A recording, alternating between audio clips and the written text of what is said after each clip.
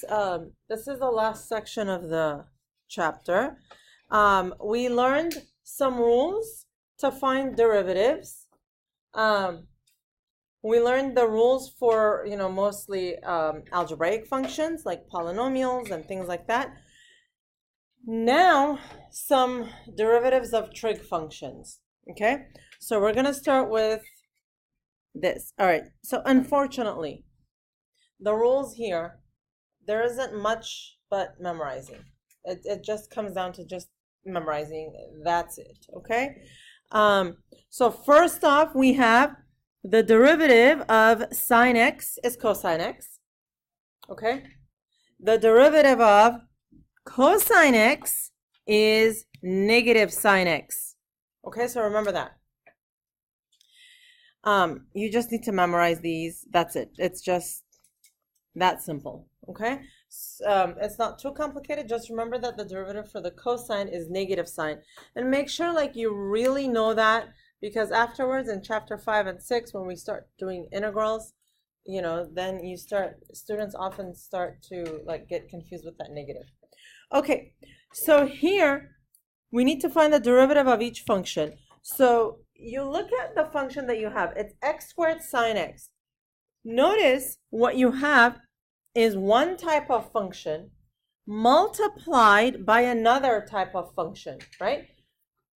This is the product rule. Plain and simple, that's it. So we're going to do uv prime plus u prime v. Okay, so what I like to do is u is x squared, u prime is what? 2x. V is sine of x, v prime cosine of x. So now the rule is uv prime, u prime v. You can do it mentally. I like this because then it's just simpler. So then it's this diagonal. So y prime will be x squared cosine of x plus the other diagonal, 2x sine x. Okay, and that's pretty much it. You're done. That's it. Nope. That's it. That's the answer. That's all you do. Is that cool? Okay, so let's do this one. Okay, here I have a product rule, a quotient rule, right? So I'm going to do what we were doing yesterday. Not yesterday, 2 days ago. So this is going to be the stuff on top, right? So this is the high, it's u. And this is v, this is the low, right? So y prime is, I do my line before, right? Y prime is, what was it? And then, right, so low. Now the derivative of the high is what? Negative sine x. Take high. D low, what's the derivative of the low? Negative sine x again. Cross the line and square the low. Okay. All right. Why is the derivative of the low ones negative? Take the one away from it becomes 0, right? Oh, it's negative cosine x, I'm sorry. Okay, so now we're going to distribute here, right? So we're going to get negative sine x plus sine squared x plus cosine squared x. Anybody notice anything? Over 1 minus sine of x squared. Huh? That's it. That's it. Sine squared x plus cosine squared x equals 1. Chapter 5 of pre-calc. That's the Pythagorean identity. Sine squared plus cosine squared is equal to 1. So now what I have is negative sine x plus 1 over 1 minus sine x squared. But what is negative sine x plus 1? It's 1 minus sine x. So that cancels with one of these. And so what I have left, 1 over 1 minus sine of x. And there you have it. That's y prime. Yeah. How'd you get the negative sine x again on the second one? Here? Yeah. Here I distribute negative sine x times 1, negative sine x Oh, the times 1, I couldn't see the 1. Yeah. Okay. Yes. Simple harmonic motion is another area in physics where it describes the motion of a weight. Basically, we call it bobbing up and down, so oscillating up and down. So if you have a weight attached to a vertical spring, and then you pull it down and you let go, it'll, like oscillate up and down, okay? Oscillations are modeled by sine and cosine functions, right? Because from the rest place, it goes up a little bit, and then it goes the same distance to the bottom, and then the same distance back up, and the same distance to the bottom. Just like a sine or a cosine function oscillates around the axis, that can mimic the oscillation of a simple harmonic, okay? So, all right, so take a look at this. We have a weight hanging from a spring, like right here, and that's from page 143. It's stretched 5 units beyond its rest position. So this is the rest position here. And you stretch it 5 units down. And then you release it to bob up and down. So what happens is it'll go up and then back down and so on and so forth, right? So that's what'll happen. Its position at any later time t is s equals 5 cosine t, right? And you can see that it oscillates like a cosine, and 5 is the amplitude because you pull it 5 units away from its rest position. What are the velocity and acceleration at time t?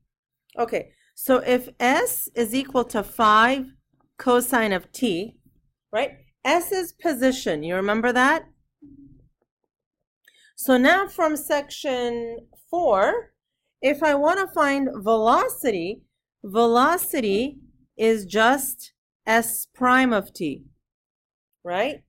So for velocity, I'm going to take the derivative of 5 cosine t. So that's going to be 5 times the derivative of cosine of t is what? Negative sine of t. So that's negative 5 sine of t. So that's the velocity. So 5 wouldn't go to 0. Huh? The 5 wouldn't go to 0. No, because it's 5 times, not plus, but times. That was the that's the constant multiple property, right? You just take it out and then you take the derivative. Okay, so now a of t is v prime of t. So a of t, now I need to take a derivative of this one. So it's negative 5 times the derivative of the sine, which is cosine of t. No, so that's what we were just talking about. So if it was negative 5 plus cosine of t, right? Then yes, the derivative of this would be 0. But if that number is being multiplied by something else, then it's not. So a of t is negative 5 cosine of t. Okay, let's stop here for a minute. My position function was 5 cosine of t. I took the first derivative and the second derivative, and what happened? Do you see a pattern? It went from cosine to sine back to cosine, but with a negative. So remember yesterday we were talking about, like if you have to find like the 57th derivative, what do? Well, look at this one. Looks like there is a pattern, isn't there, right? Remember I was telling you there are some cases where it's like I to the 27 and you can find a pattern. This is one of them. All righty. So the other trig functions can be derived using the derivatives of sine and cosine. Okay? So I gave you the first two, sine and cosine. Now we're going to come up with the derivative of tangent of x, right? We can totally do that. Okay, those of you who have had me before, you know I love deriving formulas, right? So if you have y equals tangent of x, let's rewrite this as y equals sine of x over cosine of x. What property is that? What rule is that? The quotient rule. Right? So now y prime is going to be, what is it? Low is cosine. Derivative of the high is cosine again. Low d high, take high. What's d low? Negative sine x. Cross the line and square the low. All right, what do we have? Y prime is equal to cosine squared x plus sine squared x. Oh my gosh, like where have we seen that before? Over cosine squared x. Okay, so now what? Cosine squared x. What is 1 over cosine of x? Secant of x. So this is secant squared x. So therefore, ddx of tangent of x is equal to secant squared x. Okay? So just like it says in this box. Okay? So now, if you're taking a test and you don't remember, no biggie, just derive it, okay? And in the same way, we can derive the derivative for cotangent and cosecant and secant. I won't do that here. I won't take that that privilege away from you. I'll leave you with the satisfaction of doing that on your own. But it's like the best thing to do on a Friday night when you have nothing to do. That's like the best thing to do. Okay, you gotta memorize these.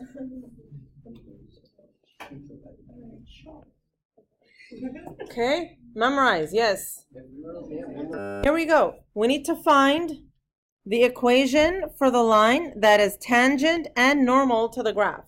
I told you guys yesterday, finding an equation of the line is going to show up on every single assessment, period. Every single quiz, every single test. That's what this calculus business is about. Okay? All right. So here's the function I have. Right? Again, what kind of rule are we going to use? Quotient rule, right? We have tangent x over x, and it's going to be at x equals 2. Okay, so if that's f of x, please, please, please, on your tests, don't just start with this, fraction for the derivative. Go ahead and label it. And that is f prime of x.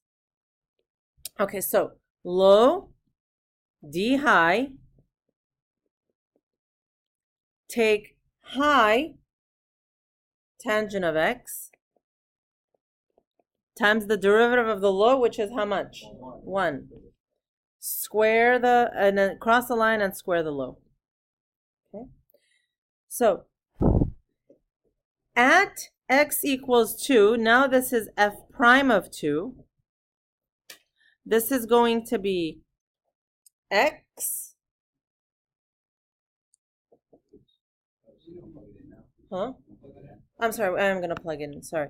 So this is going to be 2 secant squared of 2 minus tangent of 2 over 2 squared. Okay. Now, we're going to plug this into the calculator. So let's do that. F prime of 2, if you're using the TI-84s, this is 2 times, now secant squared is 1 over cosine squared, right? So 1 over cosine squared of 2 minus tangent of 2. over 2. All right, so it's going to be cosine of 2 squared. So this bottom one is a 4. I could just make that a 4.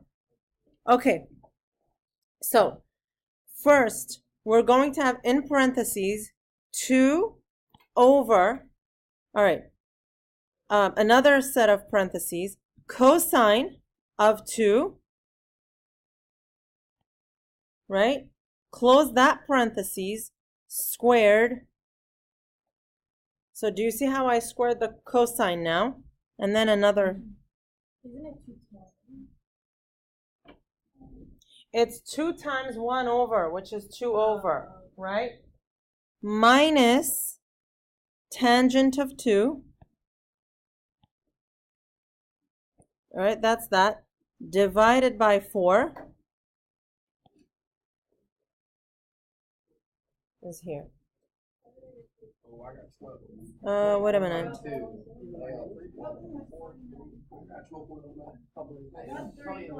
Oh, hang on. Sorry. Your mode should be in radian. So go to mode and switch to radian. So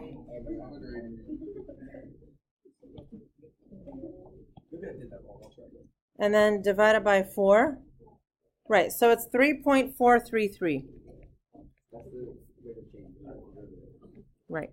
Now, in calculus, there is never a question. You always go to 3 decimal places, period. That's it. Now, the rule in calculus is you can either round or truncate.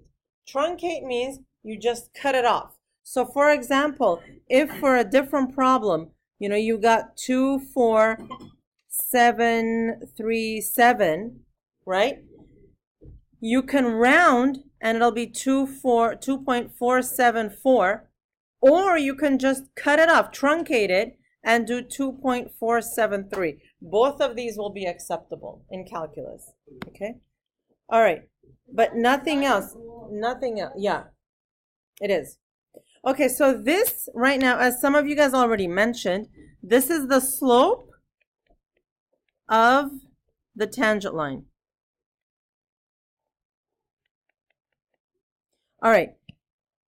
In order to get the equation of the line, I need a slope and I need a point.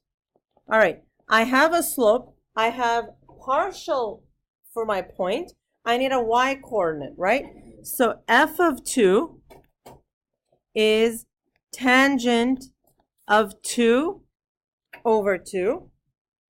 And if you plug that into your calculator, it turns out it's negative 1.093. So that's your point. So now, my equation of a line is y plus 1.093 equal to my slope, x minus 2.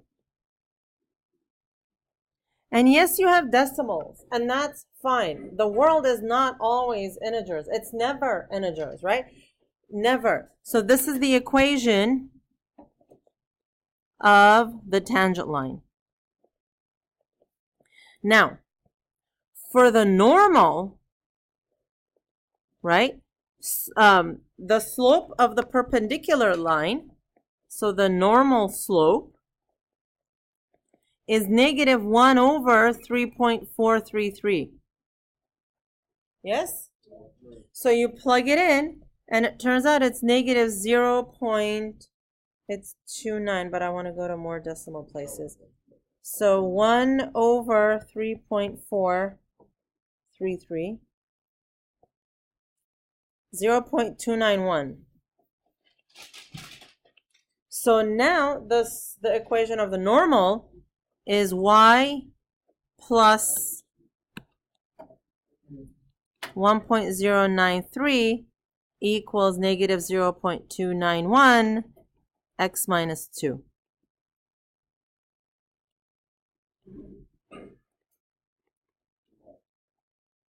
Right? And again, in calculus, we don't use the word perpendicular. We say the normal, right? In physics, too, we say the normal. When you start learning about forces, there is the Normal force, right? That's the force perpendicular to the surface on which you're on, yes? Or opposite to the force of gravity, is that right? Yeah. Okay. So now, here's a completely different problem. Find y double prime if y is secant of x. So y prime. Okay, so the derivative of secant of x is secant x tangent x. So you see, even here, right? They're not incredibly difficult to memorize. Tangent is secant squared x. You know that because we just came up with it. Cotangent, how easy? Negative cosecant squared x, right? Always, sine, cosine, the derivative changes to a negative. Tangent, cotangent, the derivative changes to a negative. So cotangent is negative cosecant squared x. And then secant and cosecant, they repeat in their derivatives. And do you see a pattern? Secant, tangent, cosecant, cotangent, right? So if you look hard enough, like there's always a pattern in math. All right, so for the derivative of secant x, it's secant x, tangent x. That was easy. But now for y double prime, it's got to be the product rule, right? So why don't we do it this way? No. It has to be the product rule. So u will be secant x, v tangent x. So u prime secant x tangent x, v prime, what is secant squared x? So y double prime will be this, so it's uv prime and blah, blah, blah. So the one diagonal plus another diagonal. So it'll be secant cubed x for this first diagonal plus secant x tangent squared x. Yeah. Yes, leave it like that, because even if you factor out a secant, it won't be an identity that you can figure out or simplify. I always get confused where you're supposed to stop